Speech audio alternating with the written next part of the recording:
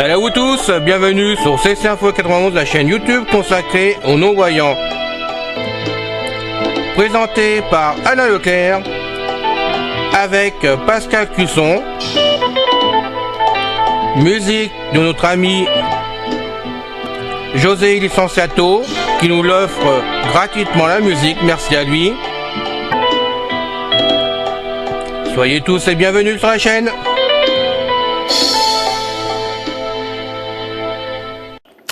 Très chers amis auditeurs, bien le bonjour. C'est encore une fois Pascal Cusson parmi vous pour la chaîne CC Info 91, chaîne YouTube de notre ami Alain Leclerc pour les mâles et non-voyants.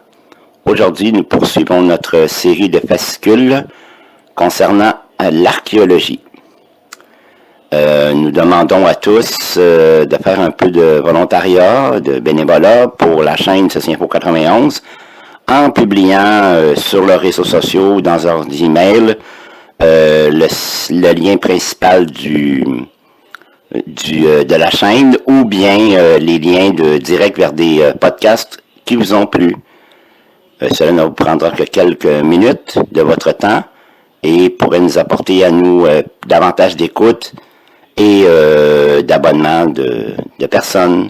Merci beaucoup pour votre aide et votre attention. Bonne écoute. Archéologie sans grande découverte qui éclaire l'histoire du monde. Au cours des 2 derniers siècles, notre compréhension du passé de l'humanité s'est considérablement enrichie à mesure que des fouilles sur 6 continents ont permis de découvrir l'histoire de nos ancêtres. Enterrés pour accompagner le premier empereur de Chine dans l'au-delà, des statues grandeur nature de soldats et de domestiques ont été découvertes par des paysans en 1974. Depuis, les archéologues en ont mis au jour près de 8000. La recherche de trésors enfouis est aussi ancienne que le premier pillage de tombes. La soif de découvrir des richesses ensevelies a obsédé d'innombrables chercheurs.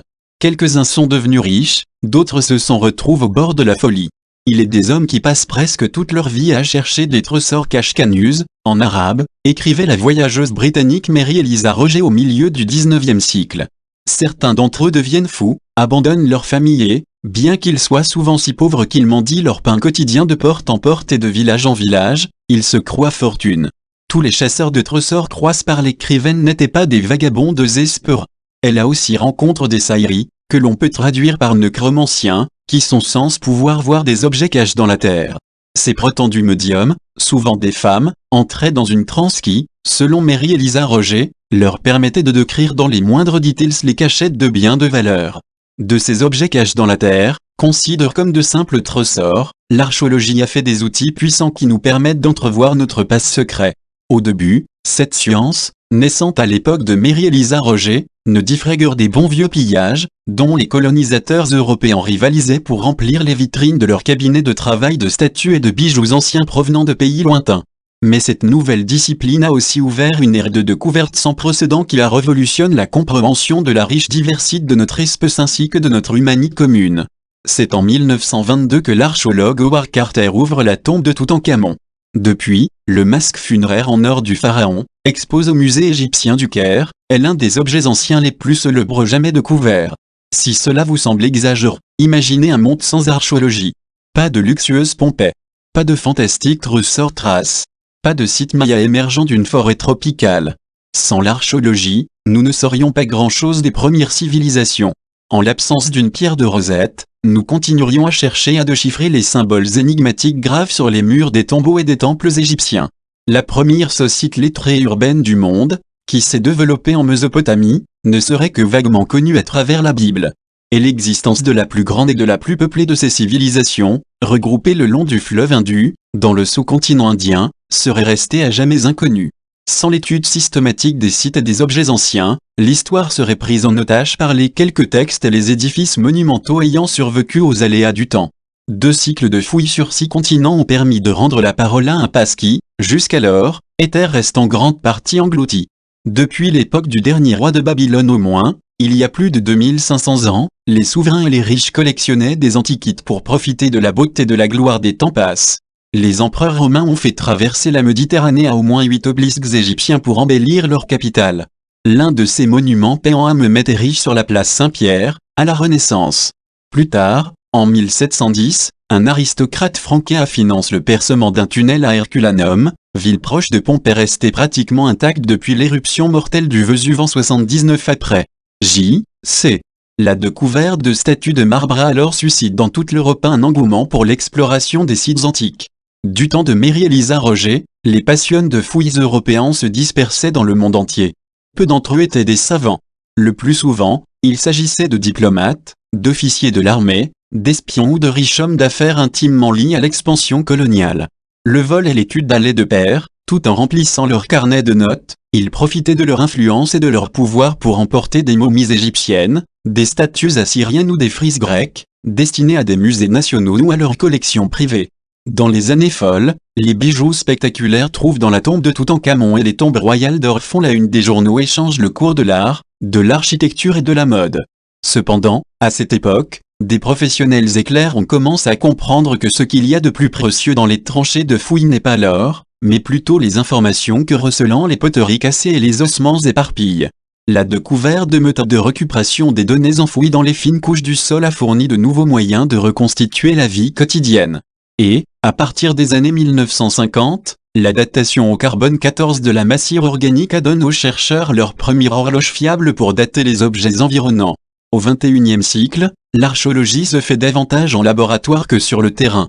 Ce qui, autrefois, avait peu de valeur évidente, graines brûlées, excréments humains, résidus au fond d'un pot, est devenu le nouveau trésor. Grâce à une analyse poussée, ces restes peuvent révéler ce que les individus mangeaient, avec qui ils commerquaient et même où ils avaient grandi. Les techniques avancées sont même capables de dater l'art rupestre, ce qui permet de mieux comprendre des cultures telles que celles des premiers peuples aborigènes d'Australie, qui ont laissé peu de traces durables. Et la mer n'est plus le monde impénétrable qu'elle était. Désormais, les plongeurs ont accès à des épaves telles que celle d'un navire marchand de l'âge du bronze ou celle du Titanic naufrage, la plus légendaire de toutes les catastrophes maritimes. Notre capacité à extraire du matériel génétique à partir d'anciens ossements est l'innovation scientifique la plus révolutionnaire de ces dernières décennies. L'ADN ancien nous a permis de découvrir nos cousins les Denisoviens depuis longtemps disparus, ainsi que les hommes de petite taille de l'île indonésienne de Flore. Lors d'une visite à Pompée, en 1981, un groupe observe les victimes de l'éruption volcanique du Vésuve, qui a enseveli de riches villes romaines. L'archéologue Amedeo Meuri, responsable des fouilles de Pompée de 1924 à 1961, écrivait ainsi « Soudain, nous nous trouvons face à des êtres humains sortis du passe, au moment même de leur mort. Certains montrent une volonté de lutte acharnée contre leur destin, d'autres semblent dormir. » Double guillemets fermant.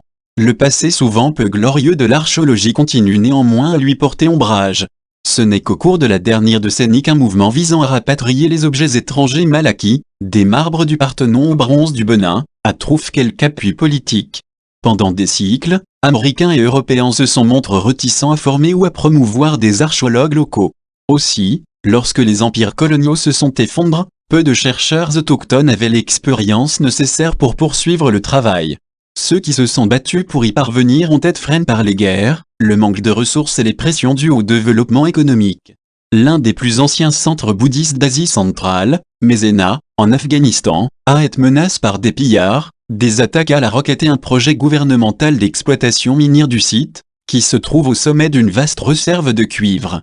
En août dernier, il est tombé aux mains des talibans. Le pass est une ressource non renouvelable et chaque site ancien détruit au bulldozer ou saccage représente une perte pour l'humanité. Il est aujourd'hui communément admis que les communautés locales constituent un élément essentiel du maintien de la santé et du bien-être des écosystèmes tels que les parcs et les réserves naturelles. Il en va de même pour ce que nos ancêtres laissent derrière eux. La destruction des sites du Moyen-Orient et d'Asie centrale est d'autant plus dramatique que les villageois appauvris ont souvent peu d'intérêt à les protéger. Parmi les menaces qui pesant sur ce patrimoine, citons les groupes tels qu'Al-Qaïda et les talibans, qui détruisent les idoles, ainsi que les acheteurs et vendeurs d'objets pillés. La paix et la prospérité présentent elles aussi des dangers, de nouvelles constructions peuvent ainsi détruire des vestiges anciens. Malgré des revers considérables, il y a de bonnes raisons de croire qu'un doximage d'or de l'archéologie, de l'Est de ses piches colonialistes et de ses présupposes racistes, a commencé. Nombre de femmes et de chercheurs locaux apportent en effet du sang neuf. Les archéologues travaillent aussi plus étroitement avec leurs collègues d'autres disciplines, ils suivent ainsi l'évolution de la planète à travers les âges avec l'aide de climatologues, collaborent avec des chimistes pour suivre les anciennes routes de la drogue, celles de la marijuana ou de l'opium, et étudient des méthodes de datation plus précises avec des physiciens. Mais le véritable pouvoir de l'archéologie tient à sa capacité à transcender les connaissances et les croyances du moment. La découverte de ce qui reste longtemps cache nous relie intimement à nos ancêtres disparus. Même si ce n'est qu'en regardant la vitrine d'un musée ou les pages d'un magazine, nous pouvons nous retrouver étroitement liés à la personne qui faconne un pot, ou porte au combat une épée finement ouvrage. Ces empreintes de pas vieilles de 3,7 millions d'années, laissées un jour de pluie dans la savane tanzanienne, ont quelque chose de poignant et d'obsédant, comme si nous assistions à la naissance de l'humanité. La tâche des archéologues n'est pas de trouver des trésors enfouis, mais de ramener ceux qui sont morts il y a fort longtemps et de les ressusciter en des individus qui, comme nous, ont lutté et aiment, créé et détruit, et qui, à la fin, on laisse derrière eux quelque chose d'eux-mêmes. Artistes de l'âge de glace. Un après-midi de septembre 1940, 4 adolescents se feraient un chemin à travers les bois d'une colline surplombant Montignac, dans le sud-ouest de la France. Leur but, explorer un trou sombre et profond qui, selon la rumeur, serait un passage souterrain vers le manoir voisin de Lascaux. Apparaissent 7 faufils dans la cavite, les voilà qui découvrent des peintures incroyablement réalistes de chevaux au galop, de cerfs nageants, de bisons blessés, autres créatures, des œuvres d'art qui dateraient d'un peu plus de 20 000 ans. La collection de peintures de Lascaux fait partie des quelques 150 sites préhistoriques datant du Paléolithique répertoriés dans la vallée de la Vézère, en France. Cette région du sud-ouest de l'Europe semble avoir été un haut lieu de l'art figuratif. La plus grande découverte depuis Lascaux a eu lieu en décembre 1994. 3 spéléologues ont alors découvert des œuvres d'art qui n'avaient pas été vues depuis qu'un éboulement, 22 000 ans plus tôt, avait obstrué l'entrée d'une grotte dans le sud-est de la France. Là, à la lumière vacillante du feu, des artistes préhistoriques avaient dessiné profils de lions des cavernes, troupeaux de rhinocéros et de mammouths, magnifiques bisons, chevaux, bouquetins, aurochs et ours des cavernes. En tout, 442 animaux ont été représentés durant, probablement, plusieurs milliers d'années sur une surface totale, avec parois et voûtes, d'environ 40 000 mètres carrés. Aussi la grotte Chauvet-Pont d'Arc est-elle parfois considérée comme la chapelle Sixtine de la préhistoire. Durant des décennies, les spécialistes avaient émis l'hypothèse que l'art avait progressé par étapes lentes, des grattages primitifs au rendu naturaliste. On ne doutait pas que les ombres subtiles et les traits élégants des chefs-d'œuvre de Chauvet les situaient à l'approche de cette progression. Puis les datations au carbone 14 en livrent leur verdict, et les préhistoriens ont eu un choc, vieux de 36 000 ans, soit presque 2 fois plus anciens que ceux de Lascaux. Les dessins de Chauvet ne signaient pas l'approche de l'art préhistorique, mais ses premiers balbutiements connus. Toutefois, la quête des plus anciennes peintures pariétales du monde continue. Sur l'île indonésienne de Sulawesi, des scientifiques ont ainsi découvert une grotte ornée de peintures représentant des êtres mi-humains, mi-animaux, dont l'âge est estimé à 44 000 ans, plus ancienne que toutes les représentations figuratives répertoriées jusqu'à présent en Europe. Les chercheurs ignorent encore si l'art est inventé plusieurs fois au cours de l'histoire humaine ou s'il s'agit d'un savoir-faire développé dès le début de notre évolution. Ce dont nous sommes certains, en revanche, c'est que l'expression artistique est profondément ancrée chez nos ancêtres. Otzi, l'homme des glaces, un corps momifié dépassant de la glace. Voilà la découverte de 2 randonneurs, en 1991, à la frontière entre l'Italie et l'Autriche. Ils sont loin d'imaginer que l'homme des glaces était un voyageur du temps de l'âge du cuivre. Des recherches ont en effet révélé qu'Otzi, ainsi baptisé en référence à la vallée de l'Ötztal, proche du lieu de sa mort, âge de 5300 ans, est le plus ancien être humain intact jamais découvert. Au cours des 3 décennies qui ont suivi, les scientifiques ont utilisé les dernières technologies pour l'examiner. Et ce qui, au départ, semblait être l'histoire d'un chasseur néolithique solitaire englouti par les éléments s'est transformé en un fascinant mystère criminel. Cet homme d'une 40aine d'années était plutôt âgé pour son époque. Ses articulations étaient usées, ses artères sclérosées, il souffrait de calculs biliaires, d'une inflammation des gencives et de caries. Mais il n'est pas mort de ça. En 2001, une radiographie a de seul une petite pointe de flèche en pierre, loge sous l'omoplate gauche d'Otzi. Plus intriguant encore, en 2005, une nouvelle technique d'imagerie médicale a révélé que cette pointe, probablement en silex, avait fait une entaille d'un peu plus d'1 centimètre dans l'artère située sous la clavicule gauche de l'homme des glaces. Cette blessure lui aurait été presque aussitôt fatale. Conclusion, un agresseur, place un peu plus bas en arrière, attire une flèche dans l'épaule gauche d'Otzi. En quelques minutes, la victime a perdu connaissance et s'est vidée de son sang. Les pharaons noirs en 730 avant Jésus-Christ, un homme du nom de Pianki décida que le seul moyen de sauver l'Égypte d'elle-même était de l'envahir. La grande civilisation qui avait construit les pyramides de Gizeh était déchirée par des conflits entre petits seigneurs de la guerre. Pendant 2 décennies, Pianki règne sur son royaume en Nubie, une longue bande de terre située pour l'essentiel dans l'actuel Soudan. Mais il se considérait comme l'héritier légitime des traditions des grands pharaons. Au terme d'une campagne d'1 an, tous les chefs égyptiens avaient capitulé. En échange de leur vie, les vaincus imploreront Pianki de vénérer leur temple, de prendre leurs plus beaux bijoux et de réclamer leurs meilleurs chevaux. Il accéda à leur demande et devint le souverain de la haute et moyenne Égypte. À sa mort, après un règne de quelques décennies, ses sujets honoreront sa volonté en l'enterrant dans une pyramide de style égyptien sur un site connu aujourd'hui sous le nom d'El Kourou.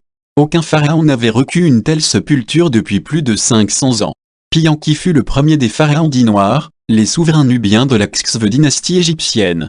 En 75 ans, ces rois ont réunifié une Égypte en lambeaux et créé un empire qui s'étendait de la frontière sud, où se trouve l'actuel Khartoum, jusqu'à la Méditerranée, au nord. Des chameliers soudanais passent devant les tombeaux des rois et des reines de Nubie, au pied du Djebel Barkal. Durant environ 75 ans, les rois nubiens ont régné sur l'Égypte antique, réunifiant le pays et bâtissant un empire.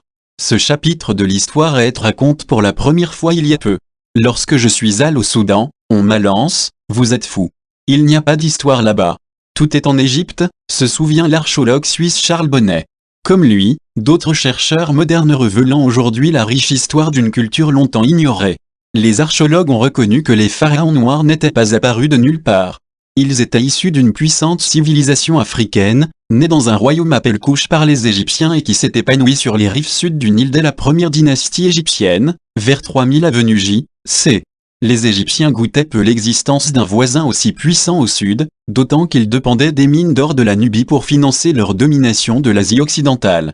Les pharaons de la 18e dynastie, 1539, 1292 avenue J.C., ont donc envoyé des soldats conquérir la Nubie et ont établi des garnisons le long du Nil. Subjuguée, l'élite nubienne s'est mise à adopter les coutumes culturelles et spirituelles de l'Égypte, faisant sans doute des Nubiens le premier peuple à être frappé d'égyptomanie. Sans avoir jamais mis le pied en Égypte, ils en ont préservé les traditions et remis au goût du jour la pyramide, monument funéraire abandonné par les Égyptiens des siècles plus tôt, comme sépulture royale. Les Assyriens envahirent l'Égypte par le nord au 7e siècle avenue J.C. Les Nubiens se replieront alors définitivement sur leur terre natale, mais continueront d'ériger des pyramides sur leur sépulture royale, interprétant les monuments de l'Égypte antique à leur manière et parsemant d'édifices caractéristiques des sites comme El Kourou, Nuri et Meroe. Comme leur modèle, les rois couchites emplissaient leurs chambres funéraires de trésors et d'images censées leur assurer une vie fastueuse après la mort. On savait assez peu de choses sur ces rois avant l'arrivée au Soudan de George Resnais, un égyptologue de Harvard, au début du XXe siècle. Il réussit à localiser les tombes de 5 pharaons nubiens d'Égypte et de plusieurs de leurs successeurs. Ces découvertes et les suivantes ont tiré de l'ombre la première haute civilisation de l'Afrique subsaharienne. Le domaine d'un roi maya dans un tunnel à 15 mètres sous les places herbeuses de Copan, une ancienne site maya aujourd'hui située au Honduras, l'archéologue George Stuart, membre de l'équipe de National Geographic, jette un œil par une ouverture dans un mur de terre et de pierre. Là, dans un espace étouffant et sujet au tremblement de terre, il aperçoit un squelette reposant sur une grande dalle de pierre. Ces collègues archéologues avaient déjà découvert auparavant une sépulture royale, probablement celle de Kaini Chiaxcalcaimo, ou Grand Soleil Quetzalhara Ier. Ce dieu roi veneur, dont le nom apparaît dans de nombreux textes hiéroglyphiques du site, était le fondateur d'une dynastie qui a conservé le pouvoir sur cette vallée maya durant pas moins de 4 siècles. En 1989, au Honduras, des archéologues découvrent dans l'ancienne ville maya de Copan, la tombe du roi fondateur d'une dynastie qui a régné pendant près de 400 ans. Si cette découverte capitale date de 1989, les spécialistes des Mayas connaissaient depuis longtemps l'importance considérable de Copan. Plus d'un cycle de recherche leur avait permis de comprendre que les bâtiments en ruine situés près de la rivière Copan avaient constitué la capitale politique et religieuse d'un puissant royaume jusqu'à sa chute, il y a plus de 1000 ans. Ils avaient réalisé très tôt que la zone connue aujourd'hui sous le nom d'Acropole comprenait certaines des architectures et des sculptures les plus spectaculaires de la ville, ainsi que le siège du pouvoir à la poche de la période classique maya, de 400 à 850 après. J.C. environ. Les souverains de Copan se prétendaient descendants du soleil et gouvernaient en vertu de ce droit. Ils régnaient sur quelques 20 000 sujets, allant des fermiers qui vivaient dans des maisons rudimentaires à l'élite qui occupait des palais près de l'acropole. En creusant un tunnel sous l'acropole, les archéologues ont découvert une tombe. Ils n'avaient jamais mis au jour une sépulture aussi construite et élaborée sur ce site. La dépouille d'une noble dame gisait sur une épaisse dalle de pierre. Richement vêtue, elle portait l'un des plus extraordinaires ensembles de jade maya jamais découverts. Selon les archéologues, il pourrait s'agir de l'épouse du fondateur, la reine mère des 15 souverains à venir de la dynastie de Copan. Il est vite devenu évident que cette partie de l'acropole constituait une sorte de centre du monde, en fait, un empilement sacre de sépultures et de bâtiments sanctifiés par la présence d'une personne dotée d'une puissance quasiment inimaginable aux yeux des habitants de Copan. Compte tenu de tous les indices convergeant vers Kainichiaxcahucaimo, la dernière demeure de ce grand seigneur ne devait probablement pas être bien loin. Les archéologues ont donc creusé plus profondément. Derrière une facade de masque rouge du dieu du soleil, ils ont fini par découvrir un squelette qu'ils pensent être celui du fondateur. Le roi avait au moins 50 ans, des incrustations de jade dedans et l'avant-bras droit casse. Abîmé par le temps, la stèle en pierre d'un roi maya connu sous le nom de 18 lapins abrite le nid d'un oiseau gobe-mouche. La ville de Copan était en pleine expansion durant le règne de ce roi, au 8e siècle. D'autres recherches montrent que le pouvoir de la dynastie a commencé à vaciller avec la capture et le sacrifice, en 738, du 13e souverain de Copan par le roi d'une cité-état rivale. À l'époque du roi Yaxpaza, un quart de siècle plus tard, le pouvoir de Copan n'avait toujours pas été rétabli. Après que les Mayas abandonnent le site à la forêt et à la rivière, probablement vers l'an 900, les bâtiments en pierre se sont progressivement effondrés. Pourtant, même en ruine, les édifices ornés et les sculptures qui subsistent en font l'un des plus grands ressorts d'art et d'architecture présents sur le continent américain. Sanctuaire bouddhiste et mine de cuivre à 1 heure de route au sud de Kaboul, sur l'autoroute de Gardé, un virage serre à gauche de bouche sur une route non goudronnée. Le chemin longe le liassage d'une rivière, passe par des petits villages et croise barrages paramilitaires et miradors. Plus loin, on découvre une vallée dénudée, parsemée de tranchées et de murs anciens. C'est ici qu'en 2009, une équipe composée d'archéologues afghans et internationaux et d'ouvriers locaux a commencé à mettre au jour des milliers de statues bouddhiques, de manuscrits, de pissos de monnaie et de monuments sacres. Des fortifications et des monastères entiers ont été découverts, remontant jusqu'au 3e siècle après J.C. Il s'agissait, de loin, des fouilles les plus ambitieuses de l'histoire de l'Afghanistan. Mais un hasard géologique a mis en péril ces ressorts culturels. Mézena signifie petit puits de cuivre dans le dialecte local. Le filon de minerai de cuivre en terre sous les ruines est l'un des plus grands gisements inexploités du monde, estimé à 12,5 millions de tonnes. En 2007, un consortium chinois a obtenu les droits d'extraire le minerai pour un bail de 30 ans.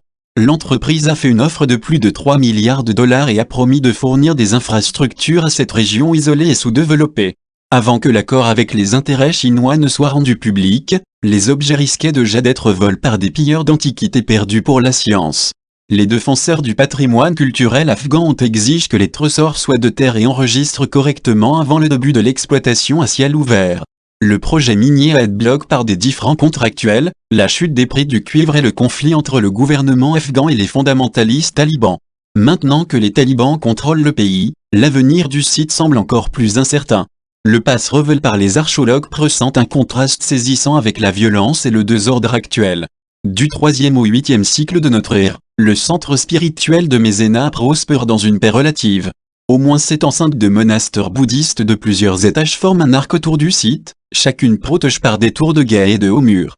Le cuivre a fait la richesse des moines bouddhistes et les importants dépôts de scories, résidus solidifiés de la fonte, témoignent d'une production à grande échelle. On en sait beaucoup sur les liens du bouddhisme antique avec le commerce et les échanges, mais assez peu sur sa relation avec la production industrielle. Sur ce point, Mézena pourrait combler d'importantes lacunes. Des années de recherche seront nécessaires pour que le site livre ses mystères. Les archéologues espérant que le temps jouera en leur faveur, et qu'ils en apprendront davantage sur ce volet peu connu des jours glorieux du bouddhisme en Afghanistan. L'Empire Swahili, la ville de Kilwa est parmi les plus belles des villes élégamment construites, écrivait, au Moyen-Âge, Ibn Battuta, l'un des grands voyageurs de l'histoire. Prospère, ses habitants portaient des vêtements en soie importés. Pendant son âge d'or, du 12e au 18e siècle, Kilwa, qui frappait sa propre monnaie, figurait parmi la trentaine de ports de ce que l'on appelle la côte Swahili. Ces ports, disséminés entre la Somalie et le Mozambique actuel, s'étaient transformés en de puissants États enrichis grâce au commerce de l'océan Indien. Leur fortune provenait des navires d'Arabie, d'Inde et de Chine faisant escale pour charger les marchandises qui ont fait la richesse des Swahili. Les marins arabes qui arrivaient en Afrique trouvaient là une mer poissonneuse, des terres fertiles et des opportunités de commerce. Beaucoup d'entre eux sont restés et se sont mariés sur place, apportant avec eux la foi islamique. Le mélange des langues et des coutumes africaines et arabes a créé une culture unique sur cette côte. De fait, cette culture était essentiellement africaine, ce que les premiers archéologues n'ont pas su reconnaître. Or, par la suite, des fouilles ont permis par exemple de découvrir, sur l'île de Songomnara, en Tanzanie, une communauté bien organisée, protégée par un mur d'enceinte et occupant un palais orné de tapisseries, plusieurs dizaines de quartiers, 6 mosquées et 4 cimetières. Le réseau commercial swahili s'est effondré lorsque les Portugais se sont imposés en destine les marchandises à la Méditerranée et à l'Europe. Pour autant, la riche culture swahili a survécu à des cycles d'occupation coloniale. L'histoire du monde swahili est faite d'adaptation et d'intégration, explique l'historien tanzanien Abdul Sharif. La culture swahili ne sera peut-être pas tout à fait la même demain qu'aujourd'hui, mais c'est le propre de tout ce qui vit.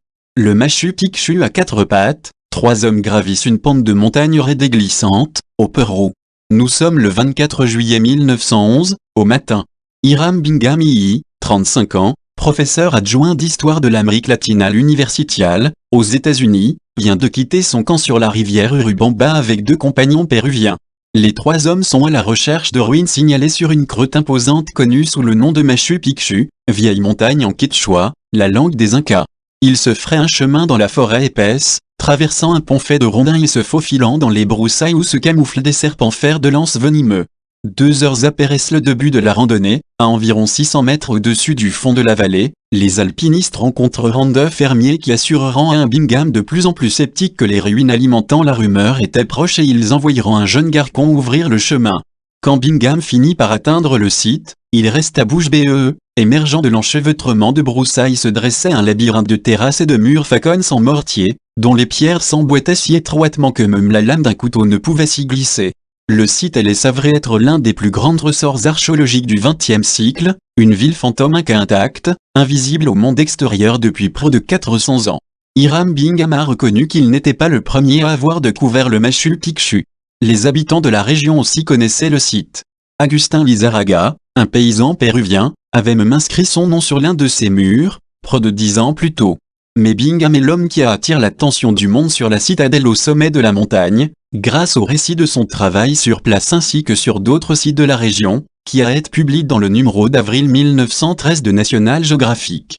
Enrique Por et d'autres habitants ont aidé Bingham à explorer et à fouiller le site du Machu Picchu. L'explorateur fut également le premier à étudier scientifiquement le Machu Picchu. Avec le soutien financier de Yale et de la National Geographic Society, il y retourne 2 fois sur le site. Ces équipes ont dégagé la végétation qui avait envahi le sommet et ont expédié des milliers d'objets au musée Peabody d'histoire naturelle de Yale, objets restitués au Pérou en 2012. Elles ont également cartographié et photographié les ruines. Les milliers de photos que Bingham a prises en changent l'archéologie, en démontrant le pouvoir des images dans la légitimation et la vulgarisation de la science.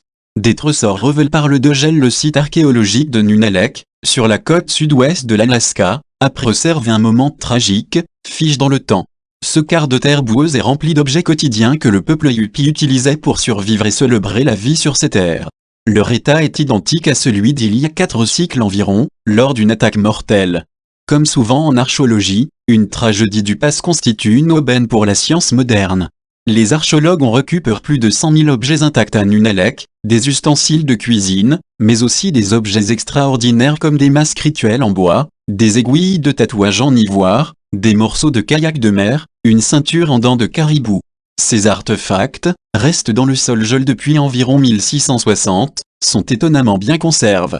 Les régions polaires sont durement touchées par le changement climatique, engendrant une perte désastreuse d'objets de cultures anciennes et peu connues, comme celle de Nunalak, le long des côtes de l'Alaska et au-delà. Un dégel massif met à nu les traces des peuplés des civilisations du passé dans les régions septentrionales du globe, qu'il s'agisse d'arcs et de flèches néolithiques en Suisse, de bâtons de randonnée de l'ère viking en Norvège, ou des tombes somptueuses des nomades Scythes en Sibérie. Dans les régions côtières de l'Alaska, les sites archéologiques sont menacés à la fois par la hausse des températures et par la montée des eaux. Lorsque les archéologues ont commencé à creuser à Nunalek en 2009, ils atteignaient un sol gelé à environ 46 cm sous la surface de la toundra. Aujourd'hui, le sol est de gelé à 1 mètre de profondeur. Et c'est ainsi que des objets sculptés dans des bois de caribou, du bois flotte, de l'os ou de l'ivoire de morse émergent du sol gelé qui les préserve en parfait état. S'ils ne sont pas sauves, ils commencent immédiatement à pourrir et à s'effriter. Depuis 1900, le niveau global des océans augmente de 20 à 23 cm.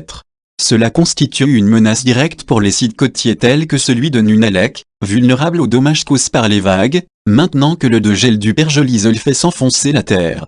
Une seule tempête hivernale et nous pourrions perdre tout ce site, s'inquiète l'archéologue en chef, Rick Knecht. Quand des objets en bois ont commencé à s'échouer sur la plage, Warren Jones, le chef de la communauté, a aidé à convaincre le village que la fouille de Nunalek était une bonne idée. Il s'ensuivit une collaboration unique entre la communauté et les archéologues. Les Yuppies se rendent désormais sur le site en VTT pour en savoir plus sur leur patrimoine. Un centre culturel et archéologique propose même des ateliers célébrant la culture Yuppie d'hier et d'aujourd'hui. Je souhaite que nos enfants, qui sont maintenant à l'université, dirigent le centre et soient fiers qu'ils nous appartiennent, espère Warren Jones. Retrouver le Titanic à 2h20 du matin, le 15 avril 1912, et l'insubmersible RMS Titanic disparaît sous les flots, emportant avec lui quelques 1500 âmes. Cette disparition a toujours été une histoire de superlatif, un navire si puissant et si grand, qui coule dans des eaux si froides et si profondes. Son destin a été celle lors de son voyage inaugural de Southampton, en Angleterre, à New York. À 23h40, la collision latérale avec un iceberg dans l'Atlantique Nord a déchiré des parties de la coque tribord sur 90 mètres, exposant les 6 compartiments avant à l'océan. Le naufrage était inéluctable. Pendant des décennies, plusieurs expéditions cherchent, en vain, à retrouver le Titanic. L'opération était particulièrement difficile en raison de l'imprévisibilité de l'Atlantique Nord, de la profondeur considérable, 3800 mètres, où reposent les pavés des récits contradictoires sur ces derniers instants. C'est 73 ans après son naufrage que la dernière demeure du Titanic a été localisée, le 1er septembre 1985, par Robert Ballard, explorateur pour National Geographic, et le scientifique Frank et Jean-Louis Michel. Le paquebot reposait à environ 610 km au sud-est de Terre-Neuve, dans les eaux internationales. Des informations récemment déclassifiées ont révélé que la découverte provenait d'une enquête secrète de la marine américaine sur 2 sous-marins nucléaires naufrages, l'USS Trochet et l'USS Scorpion. Les militaires voulaient savoir ce qu'étaient devenus les réacteurs nucléaires qui alimentaient les submersibles, et trouver d'éventuelles preuves en faveur de la théorie qui voulait que le Scorpion ait été coulé par les soviétiques. Ils n'en ont pas trouvé. Robert Ballard avait contacté la marine américaine en 1982 pour demander des fonds et développer la technologie des submersibles robotistes dont il avait besoin pour trouver le Titanic. Les militaires étaient intéressés, mais dans le but de recueillir des informations sur les sous-marins. Une fois que Robert Ballard aurait terminé la mission pour l'armée, libre à lui d'agir à sa guise s'il avait encore du temps. Quand il a enfin pu commencer sa recherche du paquebot, il lui restait moins de 2 semaines. Et voilà qu'une nuit, à 1h05 du matin, les caméras en filment l'une des chaudières du navire. Je n'en croyais pas mes yeux, écrira plus tard l'explorateur. Depuis l'expédition de Ballard, les processus organiques n'ont cessé de détruire le Titanic, les mollusques ont englouti une grande partie du bois du navire, tandis que les microbes rongent le métal expose, formant des rusticules, des sortes de stalactites oranges. La coque a commencé à s'effondrer, emportant les cabines avec elle.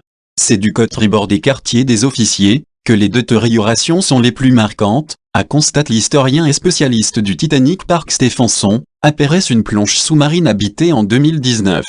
En utilisant un équipement de pointe, l'équipe enregistre des images de l'épave pouvant servir à créer des modèles 3D, utiles aux chercheurs. Combien de temps le Titanic restera-t-il dans cet état? Tout le monde a son avis, lâche Bill Lange, de l'Institut océanographique de Woodsole. Certains pensent que la proue s'effondrera dans 1 an ou 2. D'autres disent qu'elle restera en place des centaines d'années. Dans tous les cas, l'histoire perdurera, celle d'un navire trop fier filant à toute vapeur vers un monde nouveau, avant une collision fatale avec quelque chose d'aussi vieux et lent que de la glace. J'espère que cette écoute vous a plu. Alors, jusqu'à la prochaine fois, prenez bien soin de vous. Bye bye. Ciao. C'est fini les amis. Merci d'être passé sur la chaîne. Je vous dis à bientôt avec Pascal. Pensez à vous abonner, c'est important pour